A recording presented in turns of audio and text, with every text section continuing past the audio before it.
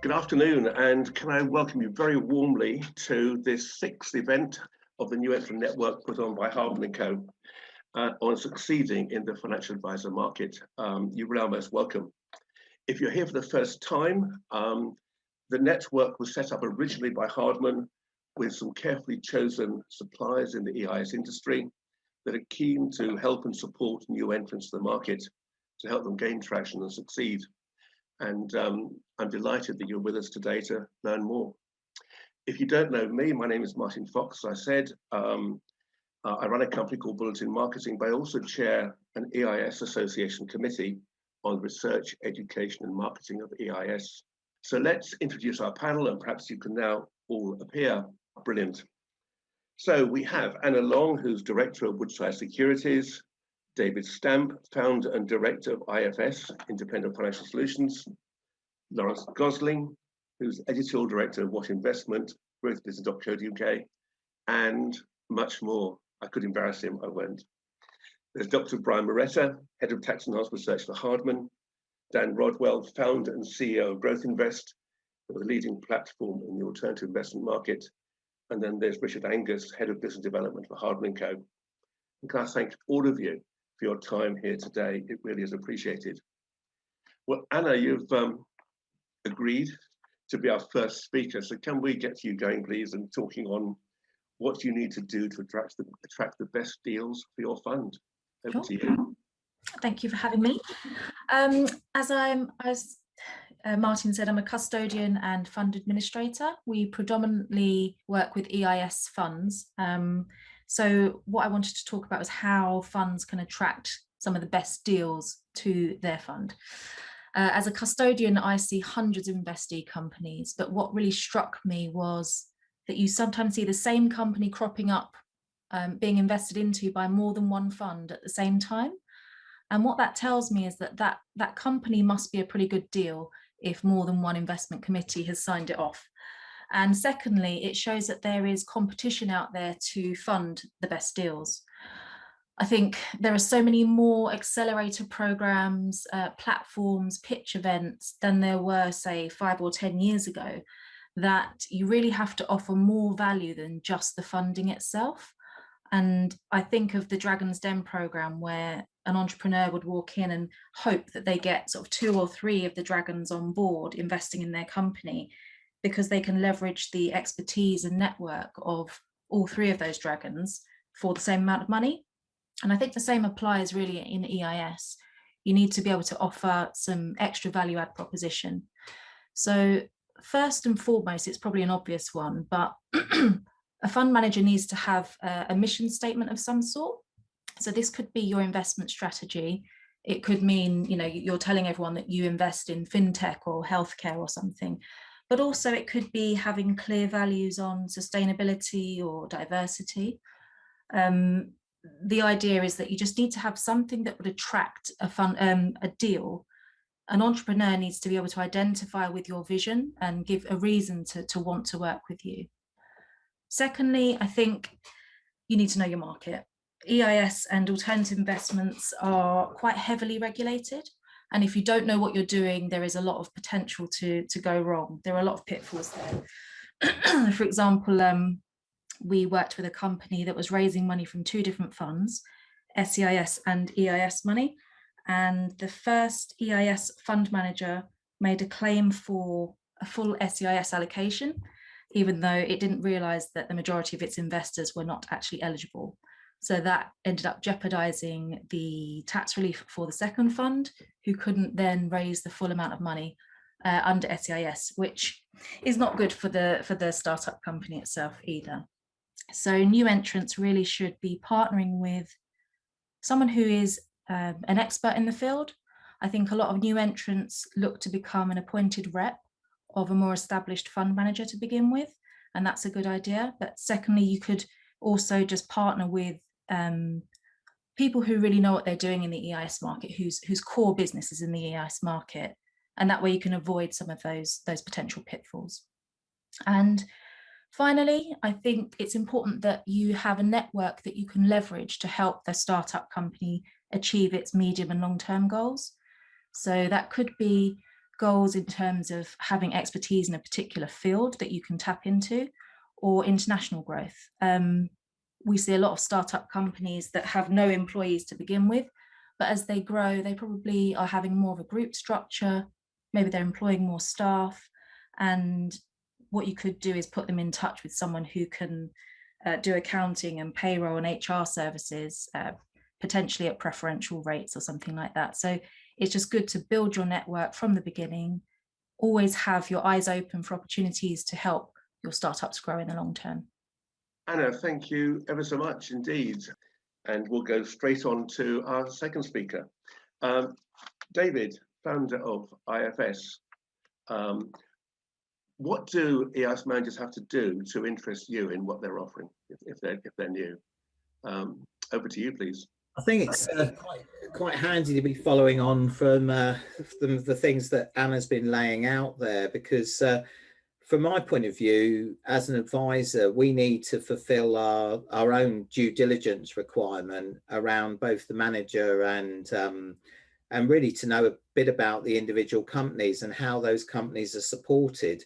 And one of the challenges that I've found over the last 8 or 9 years maybe that we've been certainly involved more heavily in the market is that there are some people out there that present individual companies in a way that they're all very excited and they're going to back them and do everything for them at a given point in time, but that support seems to drift away, and over a period of time there doesn't seem to be the resource behind the individual companies. And what we need to be able to see is how that, what resources are in place, how that's laid out, a good due diligence pack around each company for us to understand more about the people behind the company, and and really the reason for the investment in the first place. And I know there's probably some sensitive information that often doesn't want to be passed over, but you want to get enough information, I think, for the advisor to be very much more involved. I think if we're not involved as advisors, and particularly where it's been so difficult in this last period to raise money through EIS for a whole number of reasons, but if we're not involved enough in understanding the background of the individual companies, when we talk to our clients, it's embarrassing. And it's so embarrassing that you don't want to have another conversation about EIS, and the problem we've had recently is we've had a few sort of failures, things going on for much longer than you expected, and then you've had things like the issues around the Riker custodian nonsense, which, to be honest, some of my clients won't invest just because of the problems that they can't get a small amount of money out of Riker. It's just, for them, they think someone's trying to steal their money. So, from where Anna's starting as a custodian, all the way through to how a company is going to progress, who's supporting it, how deep are the pockets of the people around them, what connections they've got, and what knowledge do they have around those individual businesses and how far they can take them. I think really getting all of that together in a very professional and structured way is a good level of support to get an advisor interested in the first place. But I think the industry as a whole has still got quite a bit to do to get to where you need it to be. David, thank you. A question from me, actually, if I may, because you touched there on the need for a due diligence pack from a new manager. What would you actually expect to be in that? I think a lot of people do quite a light presentation on individual businesses, but I think what we really need to see if somebody's going to invest, and say, for instance, I'm talking to a high net worth person, I think there has to be enough due diligence around the individual companies for somebody who is investing to feel comfortable that there is enough support, there's enough about the company, there's a good reason to invest. Again, looking at what Anna's saying, that if 2 or 3 people are interested in investing, how have they turned all that on for those various different investment committees. And I think there has to be all the stuff you'd expect in a due diligence pack, but much about the individuals, about the support, the knowledge, and where that business is going to go. And it needs to be clear, but not just scraping the surface and, just ticking a few minor boxes, I think is what we tend to see often. Okay, David, thanks ever so much. Lawrence, can we pick on you next, please? Working in marketing, I often get asked, why can't you get us more coverage in the press? So perhaps you could answer that question as far as the ICE is concerned. Well, I think, thanks, Martin. I think the easiest way to get lots of coverage in the press is if you do all the things that Anna and David were suggesting that fund managers don't do. So, I'm sure everybody watching this knows, and I don't mean this ironically, bad news is easier to engage your audiences with, whether they are professional readers that we have in our growth business, small business, or private investors that we have with our kind of what investment sort of publication, or IFAs with our portfolio advisor. So I think the sort of slightly serious point to that is that we are overloaded. I look at my inbox every day, and there's yet another young business or young fund management company that's got the most amazing collection of entrepreneurs that I've never heard of. And you dig into it, and there's a very, very sparse amount of detail. So to start with, the level of detail that we need is not far behind what David needs if he's going to try and have a meaningful conversation with some of his clients. I think sometimes it's assumed that we as journalists, we're just looking for a kind of simple headline. We don't do any sort of due diligence on businesses. So we need to know how robust and authentic company is. I'll give an example. We had a situation last year, somebody tried to get us to write about a particular EIS-backed investment. They told us all about the brilliantly experienced individuals behind it. A quick Google check identified that one of those individuals worked for a business, was a director of another business that hadn't filed any accounts for 3 years at Companies House. We couldn't possibly write about a business like that because our readers, either private investors or professional, would do exactly what we've done. And if we can find in 5 seconds that the director of a business hasn't filed accounts, then that is not a credible business. It doesn't matter how good the PR effort is to get it in front of us. So I think that's kind of one. So I'm fully aligned with where Anna and David are coming from on this. The other thing that I find regularly is people are largely appalling at articulating what their business is about and why they're offering something different. I've met EIS managers in the last sort of 6 months where even on 2 discussions they've not fully explained where they are in the market, what their proposition is, and what they're trying to do. There's far too much talked about the individuals and how amazing they are. Lawrence, thank you indeed. Lots of wisdom there. Now, by way of introducing our next speaker, it's a little bit woolly on detail. Back to you, Lawrence, as journalists, we're looking for stories. Again, I'm sure the way David tries to engage with some of his clients is when he finds an investment opportunity that he thinks is interesting, he will know the right clients to approach them with. But again, once he's started a conversation, there needs to be some detail. We need exactly the same thing. But we want that story to be engaging, and we want it to be honest and truthful, because I know people might not realise this, but that's what our role as journalists is, to put over honest and truthful information to our readers and let the readers make their decisions themselves. And if we give them the wrong information because it's been given to us in the wrong way, then we have let them down. So we've let our audience, our customers, our clients, however you want to describe them, we've lost their trust. So trust is a big part in this, and that's what I look for when I meet new people, so whether we can trust them and they're being honest. Lawrence, thank you indeed. Lots of wisdom there.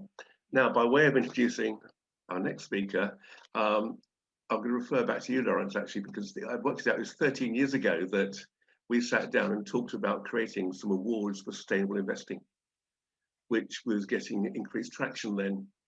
And you kindly agreed that we should do that, and so the awards emerged. Then the financial crisis came along, and people were much more concerned about surviving for 6 months than 60 years. And interest waned, but it's come back with a vengeance, and now sustainable and ESG is with us, growing and to stay. So Brian, Moretta, why does every company now need an ESG strategy? Can you tell us? Yes, I can, hopefully. Whether I can do it in 3 minutes is going to be a challenge, but we'll do our best. So I'm sure everybody is aware that environmental, social and governance issues have become very hot topics. I think there's a temptation, if you're a new manager or any sort of manager, to say, I'm not an impact fund, they don't matter. And the truth is, you can't say that. They're sort of the phrase ESG is in a way misleading, because what we're primarily talking about is what's called compliance. So we're looking for managers and companies to be ESG compliant, which means, so I contrast it with the impact is doing good and compliant is doing no harm. So we want everything that we're doing, everything we're investing in, to be doing no harm. Whether you like it or not, it's going to become a norm. In 5 years' time, we won't be talking about ESG compliance at all, because everybody's going to be compliant. And that creates carrots and sticks for you as a fund manager. So the carrots are obviously, investors want their investments to be doing good stuff. No one wants to invest in something that's doing something bad. So if you've got something that's destroying the environment, or is you're running something in a sexist way, or whatever, people just don't want to be investing in that. They want to know that everything's good. The other thing, which is going to be really important, is that if you're looking for your companies to have an exit, the companies looking to buy them in 5 years' time or 10 years' time, or whatever, they will have their ESG requirements, and they will look for the companies they're buying to satisfy those requirements. Now, it's in extreme cases, it'll stop the deal.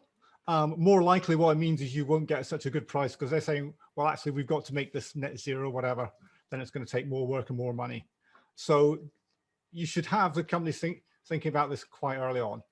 The stick is going to be regulatory things. We've already seen big pension funds being told they've got to take this into account, and where it starts at the top, it'll just work down industry as a whole. So you're going to have to think about this. Quickly back to front, I'm going to be very quick here. Governance is the good news, because a lot of what you're doing, as you know, is actually improving governance in companies. So if all you can do is say, we're doing this, you report it, you document it, you can actually look quite good at governance. Social issues are maybe a little bit harder. There's obviously sort of doing good socially, but diversity, I think I'll just mention, is something where venture capital has a very bad reputation already. And secondly, it's easy to measure. So there's one thing that I think in the next couple of years you should be focusing on. Environmental issues, it's much harder to generalize. We're looking to get to net zero. The company should be thinking about that. I know startups, I've got lots of issues to think about. In some of these cases, it's going to be more of a case of putting an intention in place rather than sort of saying, oh yes, we've got to worry about it. But it's easier to do it sooner rather than later. And the other thing I would just say is, whatever applies to companies applies to you as a manager as well. If you're looking to get your companies to sort out ESG, you as a management company also need to have ESG principles yourself. I think Anna was referring to having a mission statement and maybe tying that up with that. Brian, thank you very much. Can I just ask you a question myself, actually, just listening to you there? Because I think it's true to say, isn't it, that advisors, all of them, have to have their own stance and positioning on ESG and what they're able to offer. I don't think they have to have it yet, but it would be a good thing. Yeah. And increasingly we're seeing it. So we're seeing some IFAs who are specializing in impact, but I think advisors are essentially led by what their clients want. And increasingly the clients are becoming aware of these issues, and if you turn up and say, oh, we've got this thing, and they're going to say, well, what about the ESG, and you don't know, then they're going to look bad. So they're going to look for investments that will be able to deliver that. Yeah. David's probably got a stronger view on this. Although I have heard that it's coming, they're going to have to, it's mandatory or will be mandatory for them to let their clients know what they're able to offer in terms of ESG and sustainable investing, which will put the focus very strongly on them. There's a lot of proposals around. Yeah. Yeah, I know. How certain things will transpire, I don't know. Okay, that's fine. But Brian, thank you very much indeed. Right, moving on. Can I get you to speak now, Dan? You run a very successful platform. How can a new entrant make the most of using the platforms in this market? Right, yeah. Well, firstly, thank you, Martin. Thanks to all the guys at Hardman for having me on. Yes, I guess the place to start here is just to point out the obvious. You know, as a new entrant to this industry, it's difficult to raise money. You know, I think that's certainly been made more difficult by the environment we're in. With COVID, it's been very difficult to get out and meet people face to face. And as a new entrant, to win the trust of whether it be direct investors or advisors, to not be able to meet them face to face is a barrier. So yeah, as a new entrant, you need to do everything you can to get across your value proposition, your track record, and all of the important stuff that both Anna and David have mentioned already today. So there's a number of ways you can do that, and platforms are a part of it. The good news is there's a number of platforms out there. I think one thing to be clear on very early when you engage with a platform is what is their audience. So you have a pretty clear split between, there's a number of direct to consumer platforms that work well for certain types of EIS funds. And I think it's fair to say as well that as a new entrant, you can probably get more traction with direct investors than possibly advisors. You know, advisors take a bit longer to win your trust, or for you to win their trust, and they like to see you being established in the market for a bit longer. So there's direct to consumer platforms that may be a solution for you. Then you have platforms like ourselves, GrowthInvest. We're an advisor focused platform, which means that the advisors hold their assets across VCT, EIS and inheritance tax products. They hold their assets on platform and they do all of their new business through us. And the fact that we're whole of market means that we have, you know, everybody in the industry, as you might expect, but we also have, you know, some of the more established larger funds, which kind of in turn attracts larger advisor firms. Key thing here is by engaging with a whole of market platform, you're able to list yourselves alongside those established managers. You are able to work with us, you know, to articulate your value proposition, give detail around the underlying companies, and really, you know, pitch your product and what you're doing alongside the biggest names in the industry.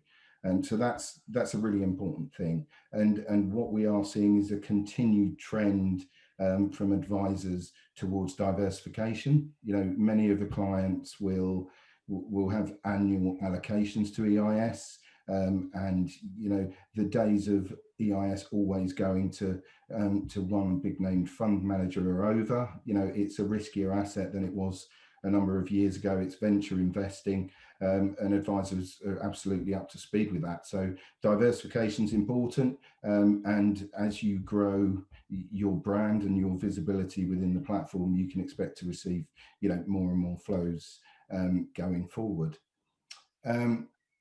Alongside our platform, we also run a webinar series that's actually hosted by Mr. Gosling, that's just spoken. But yeah, it's a pretty successful initiative that we've been running. It's educational. We've been running it for a number of years now, and I think on the recent series we went above 1,000 viewers for the first time. So really good point of distribution, a place where you can get on, be interviewed by Lawrence, and really, you know, articulate how you differ and what your value proposition as a fund is. So we're not the only people doing that. You know, there's a number of media owners and webinars out there, and you should really look at doing those. Couple of very quick points. I think how you can use a platform to differentiate yourself. I think track record is very important. Not necessarily just in your EIS, because it plainly won't have a track record on day one. If you have experience as entrepreneurs, if you have experience running venture funds alongside this product or similar, then you should definitely always articulate your track record there. And the other point I think that's worthy of flagging is where we see new entrants accessing more money than is average for the new entrants, and that's where the funds can clearly provide guaranteed deployment. So what we mean by that, for anyone that doesn't know, is that advisors, for a large portion of what they're doing, are tax planning for the clients. It's important to a number of our advisors that they can guarantee deployment by a set date, which may be 5th of April or similar. Whether large funds suffer, because of their scale, it's very difficult for them to give guaranteed deployment, and this presents an opportunity for the new entrants. So the new entrants, if they can say we have a portfolio of X value that we are deploying pre-tax year end, that becomes appealing to a decent subset of the advisor market. And with that, if you can give the additional transparency that David talked about, if you've got a portfolio lined up and you can give transparency and a touch and feel on what the portfolio companies look like, then I think you are best placed to access as much capital as a new entrant as you could be. And that's pretty much a summary from me of how I think you can best use platforms. Dan, thank you ever so much indeed. We'll go straight on, I think, to the next speaker, which is Mr. Angus. Richard, it's your initiative that kicked off the New Entrant Network. So why don't you just tell us what Hardman are doing generally to support new entrants? So thank you very much indeed, Martin. Thank you very much to our panelists, everybody else who's here today. Because there's been quite a lot of work in developing the New Entrant Network. It doesn't happen on its own, and I'm very glad that we started in 2018. And I will tell you now that when I sat down with Vilma at the time to work out whether this was going to work or not, we really weren't sure whether new entrants wanted to do their own thing or not, or whether they realized that by joining a community, which is essentially what we've developed, there was a value. So by having identified trusted parties that cover a number of issues that any new entrant would want, or some of the services they might need, I think we've developed an extremely useful platform, and we've got plans to develop how we run the New Entrant Network in the future. So we're always interested in any positive feedback. So we're also, as a firm, very big supporters of entrepreneurs. We deal with lots of entrepreneurs, and there's always a feeling that possibly in this country we could do more to help entrepreneurs, but it is not easy. And I think a lot of the discussions that we've seen today tell you as a new entrant that life isn't particularly easy. But if we can help nurture and help you develop successfully, and share information. And one of the things I'm a big believer on is not trying to reinvent the wheel when actually somebody else can help you. And that's what we're really keen to develop here. So it's not just relationships that you may have with the professional service providers, but it's also relationships with each other, because I think it was mentioned earlier, you sometimes find situations where co-investments happen between various providers, and it helps build the whole process. So from Hardman's point of view, we've got deep research capabilities, very well led by Brian, who has written a large number of reports, and we know an awful lot of people in the industry. So we're a very good guide to what's happening. Our reports are freely available to all providers, which is not the case with reports produced by other research providers.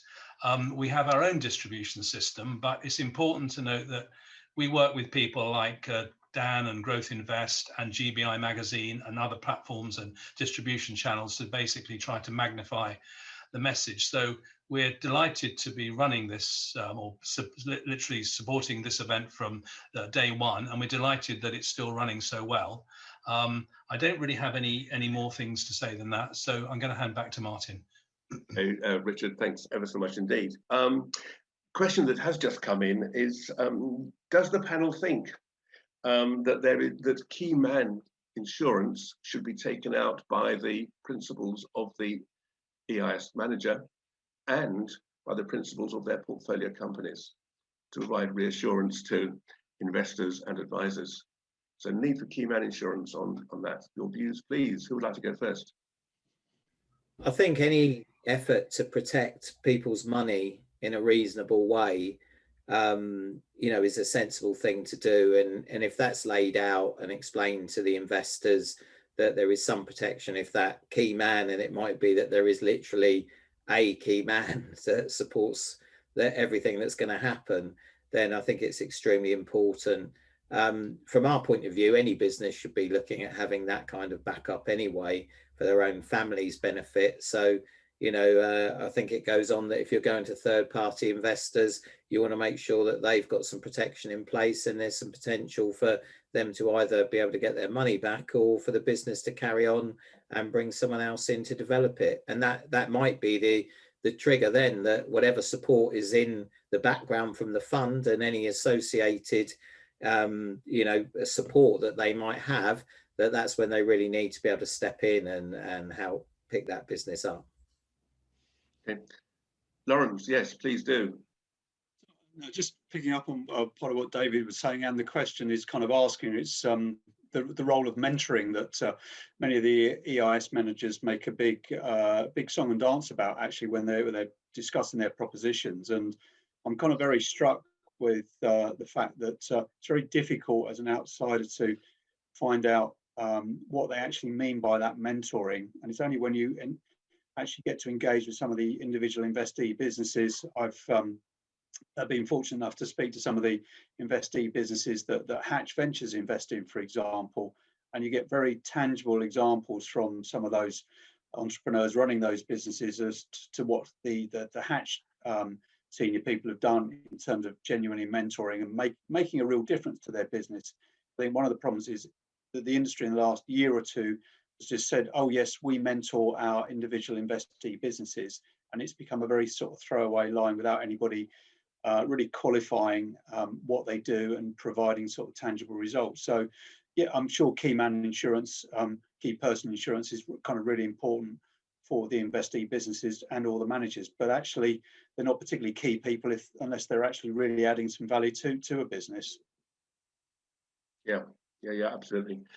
Yes, Brian, please. I think my perspective is going to be very situation dependent here. I think obviously, there's a definition of what a key person really is. At the end of the day, if you've got a small team of 1 or 2 people starting a company and one of them falls under the proverbial bus, the company's, there's a fairly good chance it's screwed regardless. And you're talking about, you're going to get the money. Are you going to get the money back or not?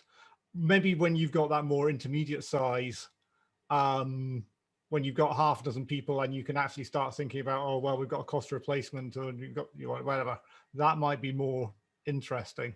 I think on the mentoring side, again, come back to David's point, it's about the diligence about the team of who's looking at. I mean, most managers have somebody else who could already step in if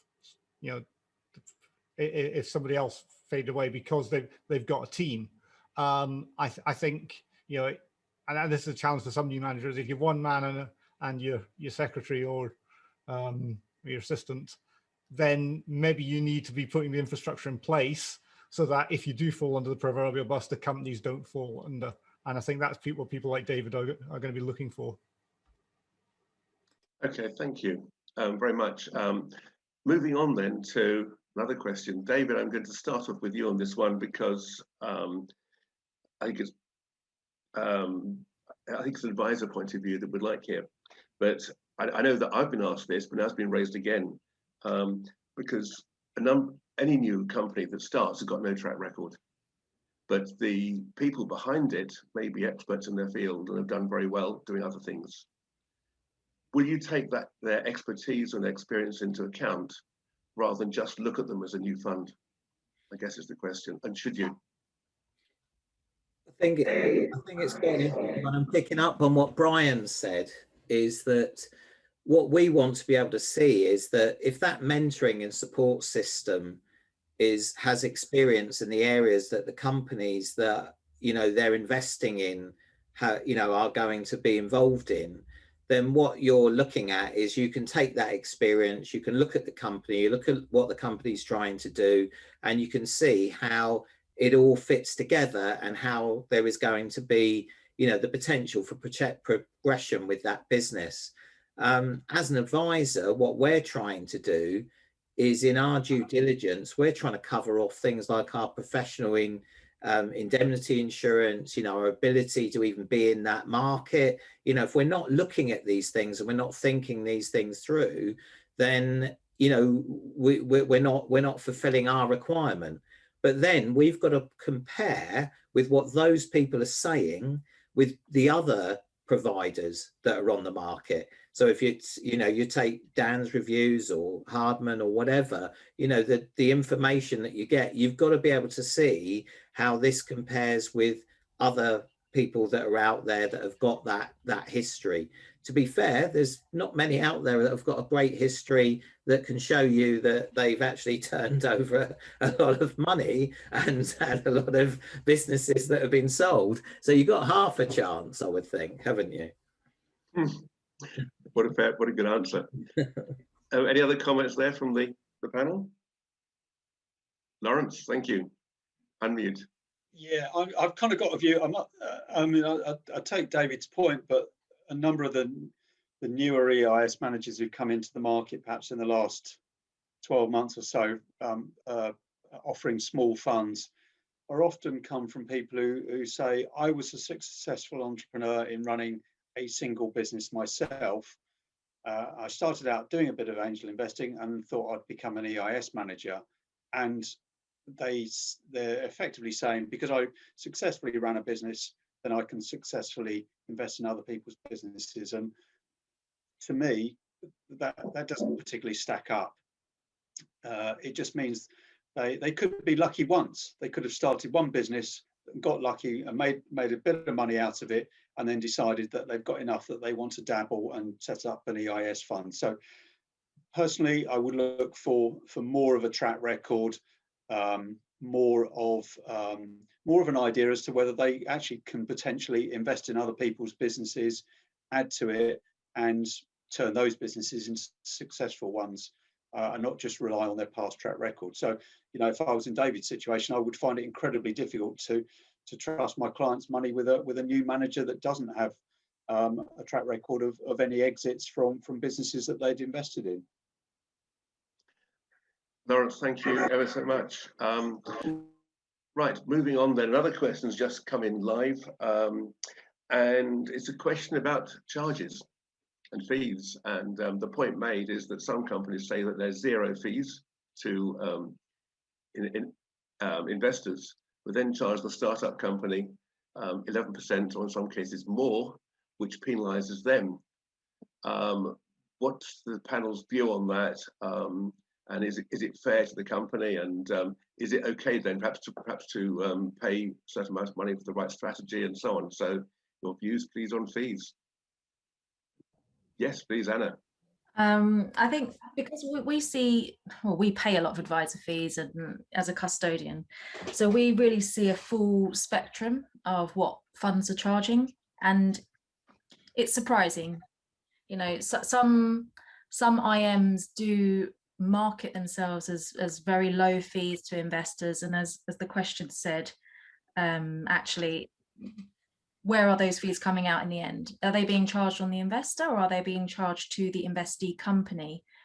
And I think not only does there need to be a bit of a balance, because we all want a good deal for the investor, but also you want that investee company to go places. And if you're charging them a hefty whack for the funding, they could, as I alluded to earlier, go elsewhere for it. There are other places to get funding these days. But they're not always going to go for the cheapest source of funding.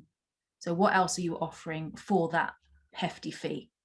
I think that's the key. But the point I would like to make is that with the KID documents that all fund managers are meant to have, the idea was to level the playing field and really make it transparent as to what the funds are charging. And it was meant to make it so that you can compare very easily. But in my experience, looking at those, it is still as clear as mud. And I don't know what everyone else thinks about that, but maybe it's time for us to get together and find a way we need to have a common way to report on fees, I think, so that investors can really see what's happening and everyone is on a level playing field. Right, three hands going up at once there. This is obviously a hot topic.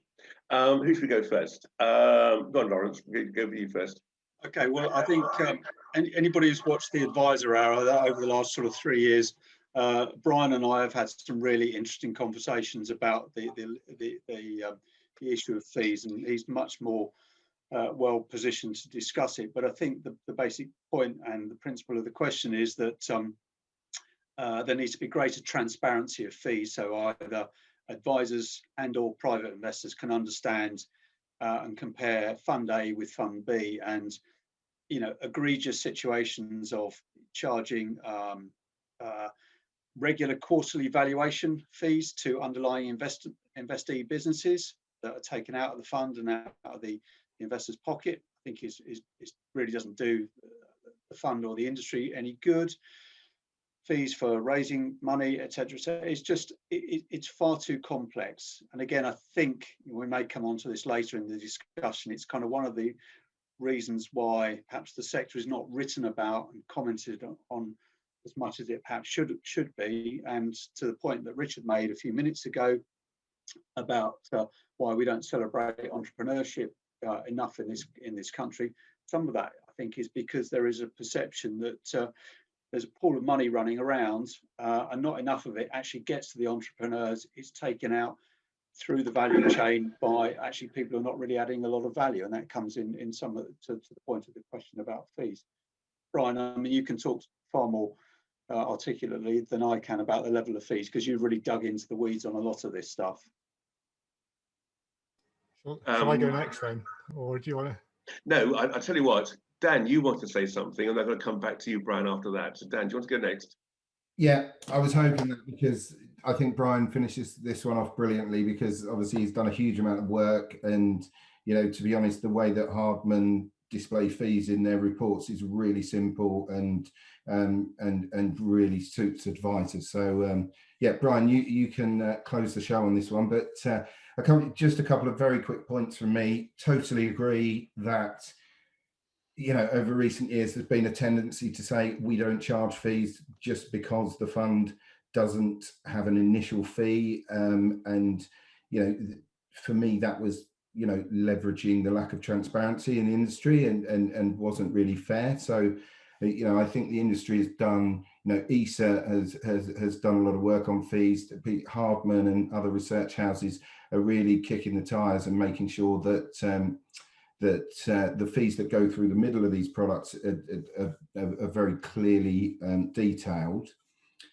I do think I always try to defend the funds to some extent because, being a manager of an EIS fund, managing venture, particularly very early stage, is a tough job. You are much more hands-on than you would be managing a listed equity portfolio or something like that. So there is a justification for fees being above main market levels. It's just all about transparency for me.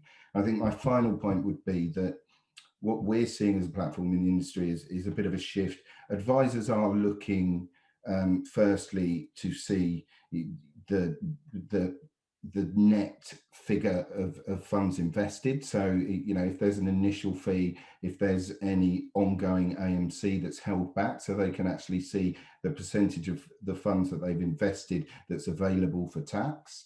That's a bit of a theme that's coming through right now. And what we're seeing also from some new managers to the industry coming with a slightly different model, they're being very upfront with their fees, and they're saying our fee is X. It's an initial fee. It's well above market, but that's the only fee within our product ongoing. And actually that's quite a refreshing view, because whilst that becomes the total cost to run and manage these businesses to hopefully a successful outcome. And it's very clear, and it's detailed to advisors. So I think, any initiatives like that from funds that can drive towards better transparency is really important. And I think I'll pass over to Brian to... Before Brian speaks, just to say, ESA did produce some principles on fees and what should be shown declared last year. And Co-Investor did have used a calculator on that, which is very revealing if you look at that as to how the fees vary for different clients, different customers, different funds. Anyway, Brian, on this point, let's have you to unmute yourself and speak. I see David wants to say something as well, but I think I could talk for the rest of the webinar on this. As You won't. everybody here You won't. knows. I won't. I think I'll pick up something, leading from what Anna was saying and what you said. So we did have kids, which was supposed to solve the problem, and they haven't. We've got the East Initiative, which we hope would solve the problem. As yet, it hasn't.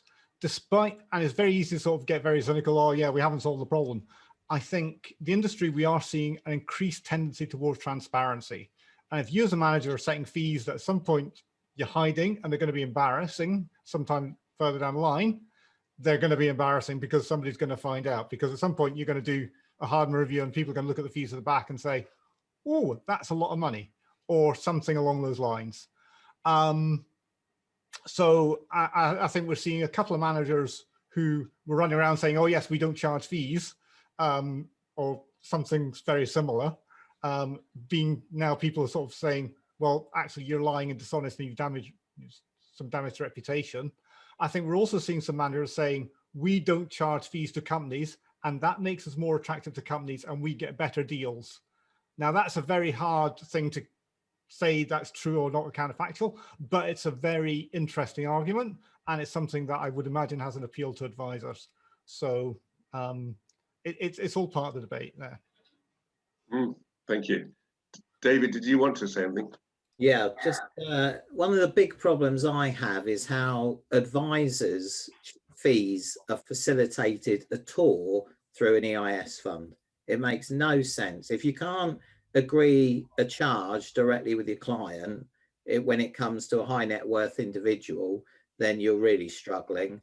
And how anyone can think you might get any ongoing fee out of it where you do absolutely nothing, that is like ridiculous. And how you value that company as it goes along, it's absolutely ridiculous. And I think that's one thing that we are really not interested in getting involved in any fund that pays advisors a share of the money, because if I don't take a charge and some other advisor does, then my client is disadvantaged, you know, for a start. So I think that should be cut out of the industry straight away, and the money's invested and you all move on and you have a conversation with your client and you agree your deal with the client. Yeah, it took 50 years for the mainstream industry to still not admit what fees they charge. So, you know, we've got an awful lot to sort out still, haven't we, more broadly in the market?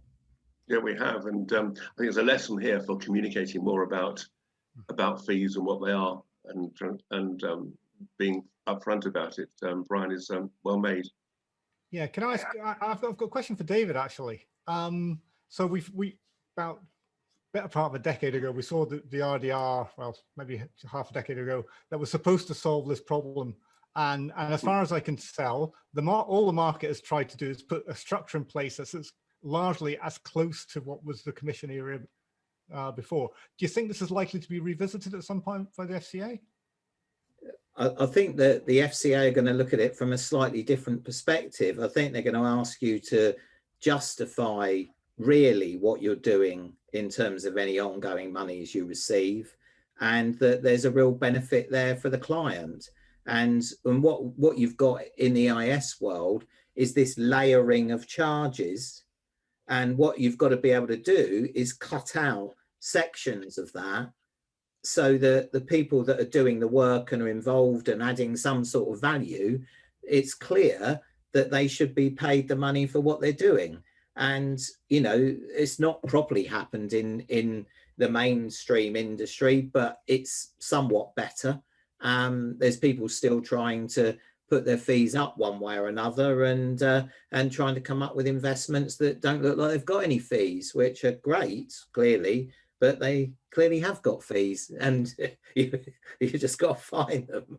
But yeah, I think actually demonstrating what you're charging money to the client for, adding value, declaring it, and everyone feeling that they've come out of it with what they expected or more than they expected, I think is what the regulator's going to be asking for. Okay, thank you. I didn't want to go on for the whole webinar, so I will move on now. There's a question actually mailed in yesterday and ahead of this event, which I'm going to target straight to you, Brian. And it's this: what is the range of ESG frameworks in place? It's a grey area. What are the good and bad implementations you have seen? So in terms of frame, I couldn't list the frameworks because my boss reckons there's about 400 now in the market. And I'm sure most of them, yeah, I'm sure most of them are worthwhile. And I think that's a bit of a red herring for this industry at the moment, because, you know, coming back to the principle that if you're thinking about what your company is going to exit into, they're probably going to exit into a company with one of these. You don't know which one. I think and again, implementing these in startups or even in a fund manager is quite a lot of effort and quite complicated. And you probably don't want to worry too much about it. If you're doing impact, that's different. But if you're looking at compliance, then you need to think about in a simpler way. At the end of the day, it's simple principles. The governance is really simple principles. Social, you can do really simple things. Diversity, easy one. Have you got a diverse team? Are you getting a diverse flow of companies, making a diverse, you know, are the management teams look diverse? Social, obviously, you sometimes in investments, are you investing in things? Environmental, zero carbon might be hard, but you know, I mean, we can't invest in the worst offenders like oil and gas in this industry, or coal mines or whatever. So we can escape the worst, but even sort of thinking, well, how does this company get to net zero? And getting them to think of a path for that, rather than sort of saying we need this exact framework is probably the way forward. Okay, thank you. Dan, can I move on to you now? Question here that's come in: what can a fund do when they go onto your platform, GrowthInvest, to attract more investment, to get noticed, if you like, above others? Is there any levers they can pull? Yes. Well, look, I kind of touched on it briefly earlier, but I was speaking quite quickly. But you know, the key here is that once a fund gets listed on the platform, they have an offer page that has all of the details at IM and you know, investment pitches and so on and so forth. Alongside that, as a platform, we run a number of kind of marketing initiatives. We do a weekly market download that comes out with relevant and real-time information around the industry. So that goes to over 3,000 individuals, I believe. It could be more, and so feeding in bits of information into that is of huge value. We touched on the GrowthInvest Advisor Hour. That's been a really good platform in my view, and we've seen real success in kind of launching managers and building the brand of new entrants. And you know, Lawrence would testify to that, having interviewed a lot of these guys. It's been a really good process. So I'd urge anybody that is new to the market, wants to sit on a panel, bestow the merits of their particular product or strategy, to come onto the show. And you know, touching on the ESG theme, we've recently launched a series of ESG or sustainable investing focused advisor hours. So if there are any new entrants out there that are coming in, whatever kind of vertical of the ESG sustainable space you're in, this could be a really good platform for you to come on and be interviewed by the wonderful Lawrence, and we push that content out to thousands of advisors. Smashing. Okay, another question has just come in, and this is for anyone on the panel at all. What is the average return of an EIS fund, and what is top quartile? Any ideas? Lawrence? Great, it's a great question. So how long is a piece of string? And the answer is there is no independent verifiable way that I've come across of finding that out, which again, you know, going back to the situation that David's in, trying to research on behalf of his clients is kind of impossible really to tell.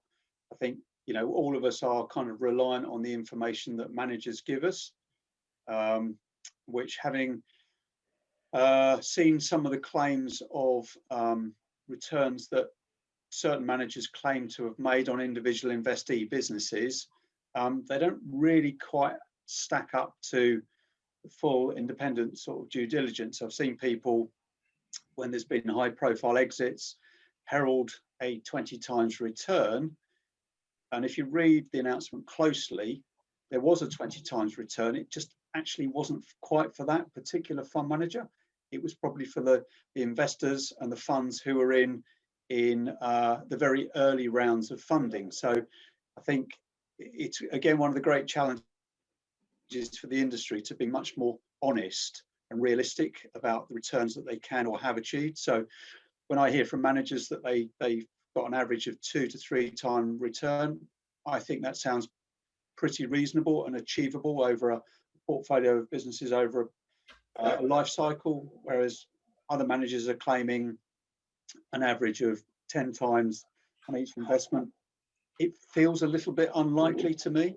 But yeah, again, back to, you know, we could do with a decent independent ESG framework.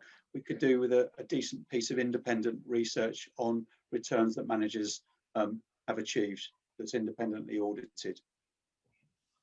Thanks. Any other input of people on performance? Or go on, Brian. I knew you couldn't resist this.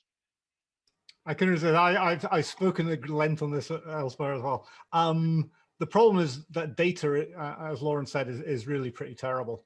I think the other problem, which I can't remember, Anna or David, I think alluded to this earlier, is that track records are generally actually not that strong. If you sort of say how many managers have had, say, a double-digit number of exits, it's not that many. And if you say how many have had, you know, a basic diversified portfolio, which I think a minimum is 34 and probably more, I can think of two EIS managers who've had that. So we've got a real problem in this industry in that, in a way, it's a great thing for new entrants in that most of the people around don't have really deep track records. They've got some things that are good, and I can understand why Lawrence says, okay, you know, some people average 10, but if you've got one doing 20 and one doing 0, there's your average, you know. And it's not that they're a bad manager, it's just right now it's more sensitive to these sort of things. And I think we should be seeing some 10-time returns, you know. I think we should, but yeah, there's just not the data, unfortunately.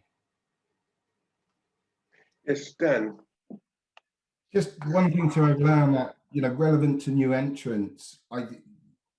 Lawrence's point, Brian's point, absolutely 100% relevant. You know, there is a problem in the industry, but it's being addressed by the industry, and there is demand for better transparency on, you know, failures versus just seeing people's exits. So I think a piece of advice for new managers coming into the space is you know, that the industry is moving that way.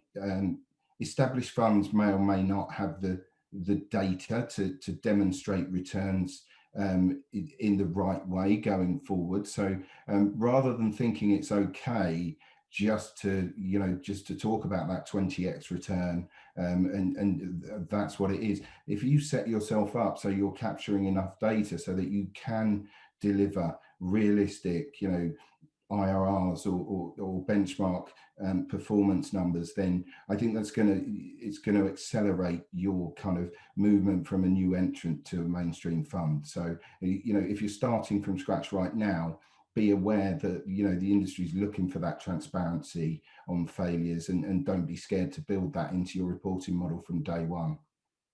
I think that's absolutely right, Dan. And I would say that at ESO, we are looking at how we can get better information given on performance that's transparent and fair. So there will be something coming out of that before very long. Yes, David. One of the difficulties for us around performance is, well, since 2008, we've had our own funds. We don't run them. We got third-party managers to run them. But our riskiest fund, which to be honest, when the market fell 40% went down about 18%, but it's produced 100% in the last 5 years as a return.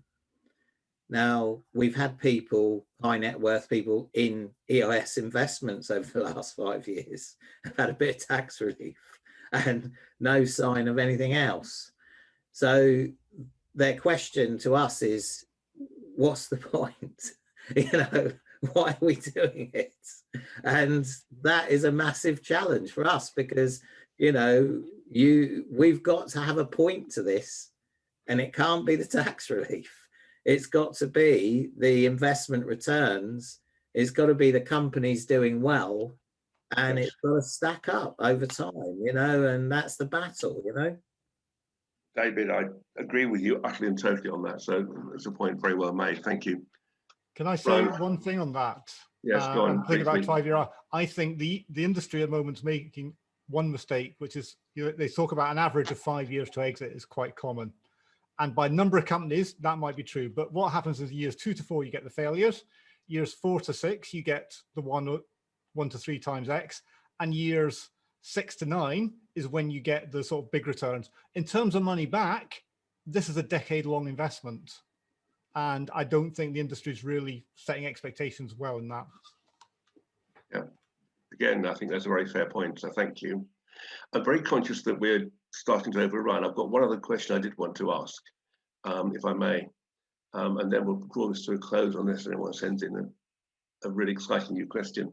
But Lawrence, can I just finish up with something for you? And that's about the image of the EIS sector, because someone's made the point that there are memories of film schemes, and from time to time, EIS is accused as being tax breaks for the wealthy.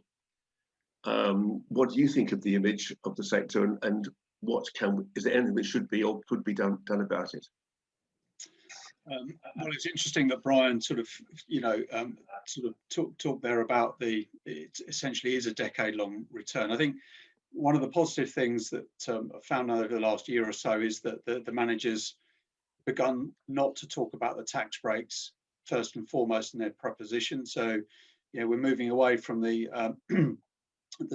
tax wagging the investment dog, as it were. But I think generally there is a perception, particularly amongst the sort of media, whether that's the journalists on the trade publications or the consumer press, that EIS, VCT is only for very high net worth individuals.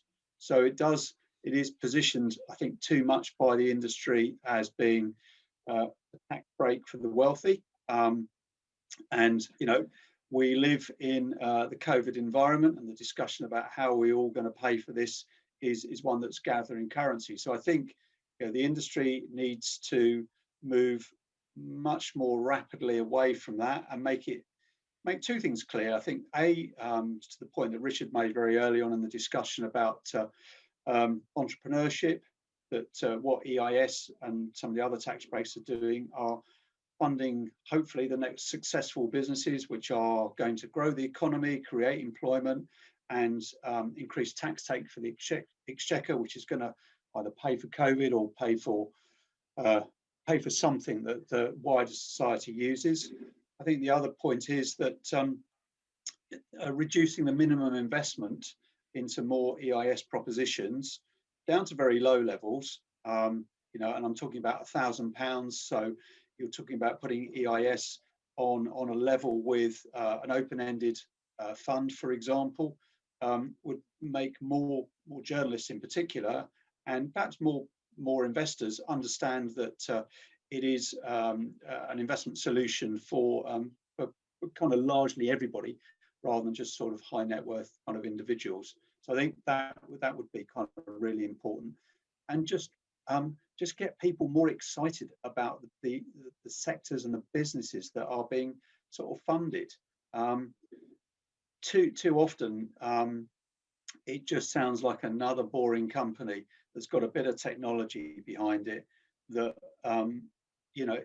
imagine if you try and explain to somebody that you're having a drink with over the garden fence, that you've heard about some interesting investment, and if you say, oh, I found this fascinating SaaS business funded by EIS.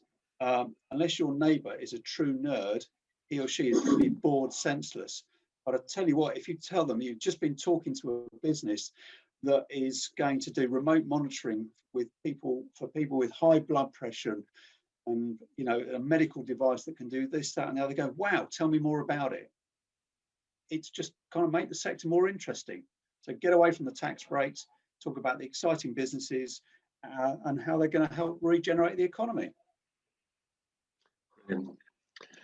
Okay, we have run out of time, so I'm going to draw it to a close. First of all, can I say a huge thank you to our panelists? They've been great.